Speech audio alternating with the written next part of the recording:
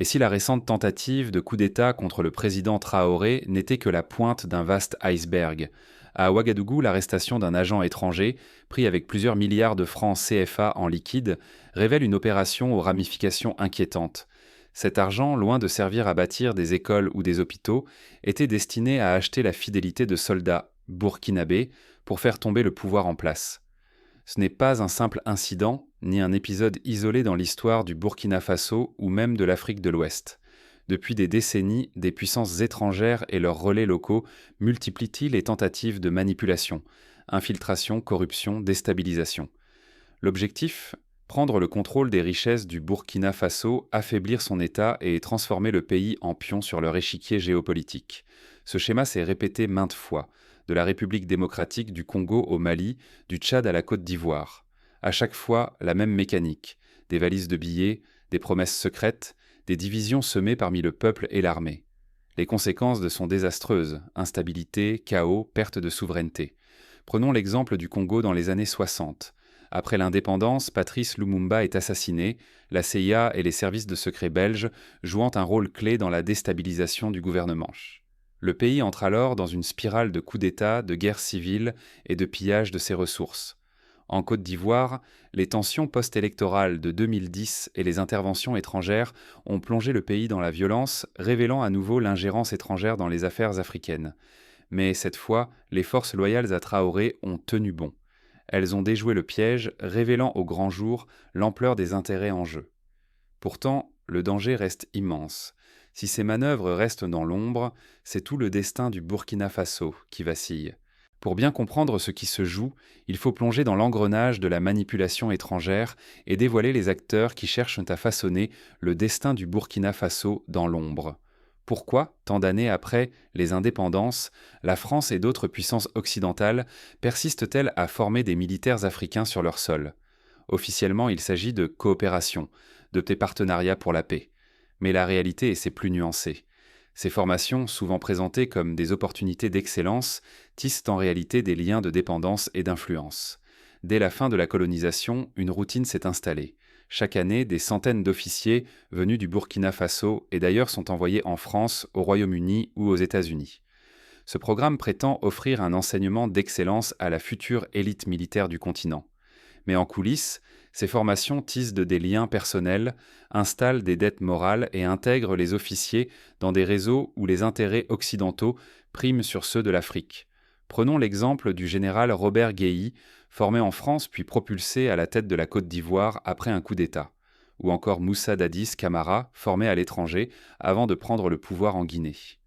Ces parcours illustrent la manière dont des officiers formés hors du continent peuvent devenir des instruments d'intérêt étrangers, souvent contre la volonté des peuples. Cette mécanique n'a rien de nouveau. Depuis les années 60, l'Afrique francophone est le théâtre de manœuvres souterraines.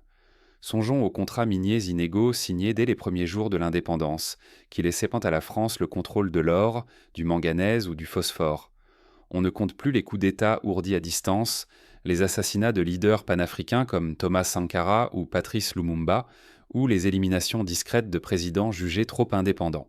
Le cas du Niger, où le président Mamadou Tandja fut renversé après avoir tenté de renégocier les contrats d'uranium, illustre aussi cette logique implacable. Au Burkina Faso, ce scénario se répète avec une régularité glaçante. Depuis l'arrivée au pouvoir d'Ibrahim Traoré, de nombreuses tentatives de putsch et d'assassinat ont été déjouées. À chaque fois, les soupçons convergent vers des officiers formés à l'étranger, approchés et instrumentalisés pour servir des intérêts contraires à ceux du peuple burkinabé. Le cas du général Gilbert Diendéré, impliqué dans plusieurs tentatives de déstabilisation, montre comment ces réseaux perdurent et se réactivent au gré des circonstances. Pourquoi un tel acharnement? Parce que le Burkina Faso regorge de ressources stratégiques.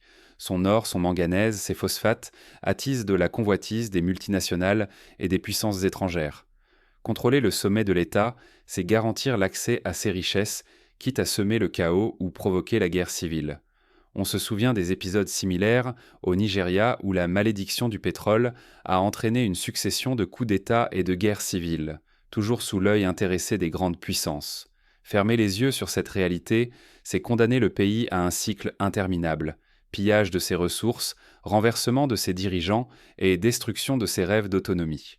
Seule une prise de conscience collective et historique permettra de briser ce cercle vicieux et d'ouvrir la voie à une véritable souveraineté.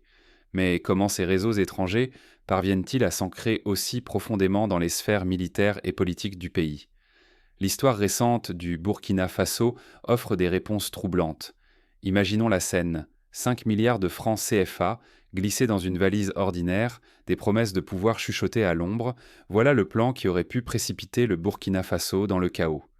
Mais l'histoire ne s'arrête pas là. Les patriotes burkinabés vont démasquer le piège, dévoilant le vrai visage d'une guerre secrète pour l'avenir du pays. Tout débute avec l'arrestation d'un agent étranger. Parmi ses effets, 5 milliards de francs CFA destinés à acheter la loyauté de soldats burkinabés. Sa mission? Séduire, corrompre et déclencher un coup d'État contre le capitaine Ibrahim Traoré. On retrouve ici la même méthode utilisée en Guinée-Bissau au début des années 2000, où des officiers furent approchés avec des valises de dollars pour retourner leur veste. Le plan cible des militaires formés hors du pays, notamment en France. Ces soldats, perçus comme plus perméables à l'influence extérieure, sont identifiés comme le maillon faible. Les instigateurs misent sur leur supposée fidélité divisée pour semer la discorde. Un scénario similaire s'est produit au Mali en 2012, lorsqu'une junte militaire, dont plusieurs membres avaient été formés à l'étranger, a renversé le président Amadou Toumani Touré. Mais les soldats approchés choisissent une autre voie. Loin de trahir, ils alertent leur hiérarchie et participent à une opération de contre-espionnage. Sous couverture, ils acceptent de jouer le jeu, tout en surveillant chaque geste de l'agent et de ses complices.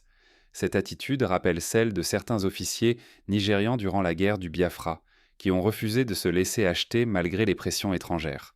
Une enquête discrète se met en place, les militaires recueillant des preuves, cartographiant le réseau et évaluant la véritable ampleur de la menace. Chaque jour, la tension monte. Qui sera le prochain contact? Jusqu'où s'étend cette toile d'influence? Ce type de contre-espionnage s'est déjà vu au Togo, lorsque les services de renseignement ont neutralisé un réseau tentant de déstabiliser le régime en place à coups de mallettes de dollars et de promesses de postes ministériels. Le moment décisif arrive lors d'un rendez-vous piégé. Là, les forces de sécurité interviennent. L'agent étranger est arrêté, la valise contenant les 5 milliards de francs CFA saisis sur le champ. Cette action marque le début d'une enquête plus vaste sur les réseaux d'ingérence et leurs soutiens locaux. Un événement qui rappelle l'affaire du coup d'État des valises au Cameroun dans les années 70, où des agents étrangers furent pris en flagrant délit de subornation des élites locales. L'enjeu est colossal. Si l'argent avait séduit les soldats, le Burkina Faso aurait vacillé. Le pays aurait sombré dans l'instabilité, offrant aux puissances étrangères une porte d'entrée pour reprendre le contrôle de ses ressources et de son avenir. On aurait revu le scénario libyen, où la chute de Kadhafi a ouvert la voie à l'intervention étrangère, au chaos et au pillage des ressources nationales. Mais qui sont vraiment ces acteurs de l'ombre, prêts à tout pour manipuler un pays entier? Pour comprendre l'ampleur du danger, il faut remonter aux racines des ingérences et aux anciennes alliances. La France, les États-Unis, le Royaume-Uni, mais aussi des multinationales, des sociétés de sécurité privées et des réseaux mafieux, chacun ayant ses propres intérêts. Derrière chaque tentative de déstabilisation, on retrouve la même logique, diviser pour mieux régner. Et si la chute du Burkina Faso ouvrait grand la porte à la prédation sur toute l'Afrique de l'Ouest, ce qui paraissait jadis relever de la fiction se rapproche chaque jour de la réalité à mesure que les révélations s'accumulent. Désormais, le complot qui vise Ouagadougou déborde largement le cadre du pays. Il s'appuie sur un réseau d'agents et d'intérêts étrangers déjà implantés dans les États voisins, prêts à faire basculer la région entière dans le chaos. L'objectif est limpide, briser la résistance burkinabé pour s'emparer non seulement des ressources du Burkina Faso, mais aussi de celles du Sahel tout entier. Derrière les promesses de coopération et d'aide au développement se cachent des opérations clandestines, menées avec précision, pour contrôler les richesses minières et énergétiques de l'Afrique de l'Ouest. Cette stratégie rappelle l'intervention française au Mali sous couvert de lutte contre le terrorisme, mais dont le véritable objectif était la sécurisation des mines d'uranium et d'or. Depuis son arrivée à la tête du pays, le président Ibrahim Traoré a survécu à pas moins de 10 tentatives d'assassinat en moins de 2 années. Ces attaques répétées révèlent la détermination sans faille de puissances extérieures à éliminer tout obstacle. Chaque attentat manqué, chaque coup d'État déjoué, prouve que le Burkina est devenu un terrain d'affrontement entre la souveraineté et la prédation. Ce fut aussi le cas au Venezuela, où le président Hugo Chavez échappa à plusieurs tentatives de putsch orchestrées depuis l'étranger. Mais la menace ne vient pas seulement de l'extérieur. Le complot a infiltré les plus hautes sphères de l'État burkinabé. Anciens ministres, journalistes de renom, ex-députés, certains ont été démasqués parmi les complices. Ils servent de relais à la manipulation, propagent la désinformation ou agissent pour le compte d'intérêts occultes. Cette infiltration confirme que la guerre est hybride, mêlant corruption, propagande et réseaux dormants. Ce phénomène s'est vu également en Centrafrique où des parlementaires et des médias locaux ont été instrumentalisés pour saper l'autorité de l'État. Si ce projet venait à aboutir, si le Burkina Faso s'effondrait, les conséquences des seraient terribles pour toute la région. Une vague de coups d'État pourrait balayer les frontières, la perte de contrôle sur les ressources stratégiques deviendrait inévitable et l'instabilité politique s'installerait durablement au profit des puissances étrangères. Les populations, prises en étau, verraient en disparaître tout espoir de développement et d'autonomie. Ce schéma s'est déjà produit dans la région des Grands Lacs, où la déstabilisation d'un pays entraîne celle de ses voisins, alimentant les conflits transfrontaliers. Ce qui se joue aujourd'hui au Burkina Faso, c'est la souveraineté de tout le Sahel et de l'Afrique de l'Ouest. Une victoire de ces puissances prédatrices ouvrirait une brèche dangereuse, enclenchant une spirale de déstabilisation. Aucun pays voisin ne serait à l'abri. Derrière les enjeux géopolitiques, c'est un combat pour la dignité, l'indépendance et l'avenir de millions d'Africains. Les événements récents au Niger, où un coup d'État a rapidement suivi une tentative de déstabilisation au Burkina, montrent l'effet domino redouté. Mais au cœur de cette tempête, une réponse s'organise. Face à la menace, la résistance s'intensifie et l'espoir renaît dans la population. L'indépendance ne se reçoit pas en cadeau. Elle se revendique et se défend chaque jour, sur tous les terrains, face à des adversaires visibles et invisibles. L'histoire récente du Burkina Faso démontre que vigilance, unité et loyauté des forces armées sont des remparts essentiels contre toute tentative de déstabilisation. Lorsque, en 2022, l'armée a choisi de soutenir le peuple plutôt que les intérêts étrangers, elle a montré la voie à suivre à toute l'Afrique. À Madagascar, lors de la crise de 2009, c'est également la loyauté des militaires qui a évité un bain de sang et permis une transition politique pacifique. Sans une armée soudée et patriote, chaque nation africaine s'expose à la manipulation et aux coups d'État téléguidés depuis l'étranger. Lorsque soldats et citoyens burkinabés ont fait front commun, ils ont protégé leur souveraineté avec une détermination qui inspire tout le continent. Leur exemple prouve qu'en restant fidèle à la patrie, il est possible de résister à la corruption, aux pressions et aux stratégies d'ingérence. Mais le vrai défi ne s'arrête pas là. Trop d'officiers africains sont formés à l'étranger et conditionnés à servir des intérêts qui ne sont pas ceux de leur peuple. Pour garantir la souveraineté, chaque État africain doit reprendre la main sur la formation de ses élites militaires et choisir ses alliances avec discernement et courage. Le Rwanda, en investissant massivement dans la formation nationale de ses cadres militaires, a réussi à limiter l'influence extérieure sur son armée et à renforcer sa cohésion interne. La souveraineté s'enracine aussi dans l'esprit des citoyens. L'éducation populaire, la compréhension des dangers de l'ingérence et la capacité à lire les signes de la manipulation étrangère doivent devenir des priorités nationales. Un peuple informé est la meilleure défense contre l'instabilité. À Cuba, la résistance à l'ingérence américaine s'est appuyée sur une éducation politique de masse et une mobilisation citoyenne constante, permettant au pays de préserver son indépendance malgré des décennies de pression extérieure. Le soutien massif dont bénéficie Ibrahim Traoré en témoigne, c'est l'union sacrée entre peuple et institutions qui permet de résister aux pressions, de repousser les coups d'État et d'enraciner durablement l'indépendance de l'État. Si cette vigilance faiblit, l'Afrique restera vulnérable. Les tentatives de déstabilisation ouvriront la voie à la spoliation des richesses, à l'instabilité perpétuelle et à la perte du contrôle sur l'avenir du continent. La responsabilité est donc collective. Aucun individu, aucun chef, aucune institution ne peut porter seul ce combat. C'est l'engagement quotidien de tous, sur chaque front, qui fait la différence. Cela passe par la dénonciation de la corruption, la veille citoyenne, le refus de la désinformation et l'appui aux institutions républicaines. Mais la lutte pour la souveraineté ne fait que commencer. Face à la persistance des menaces, chaque génération doit se tenir prête à défendre son héritage et à bâtir un avenir autonome. De la même façon que les mouvements d'émancipation des années 70 ont permis de conquérir l'indépendance, notre génération doit relever le défi de la souveraineté réelle. Seule la lucidité, alliée à l'unité et à la mobilisation, permettra à l'Afrique de reprendre le contrôle de son destin.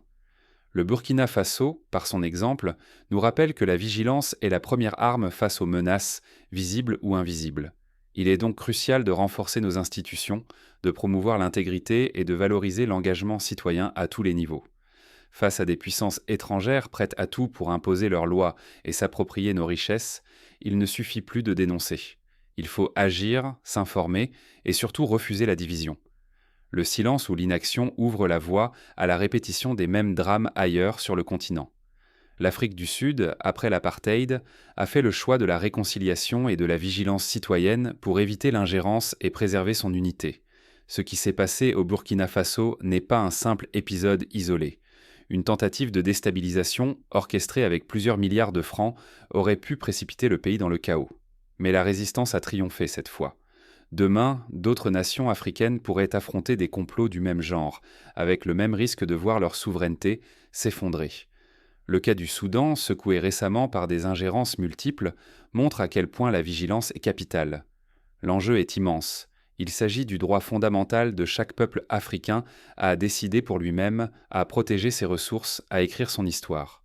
Pour la jeunesse et la diaspora, c'est aussi une question de dignité et d'espérance.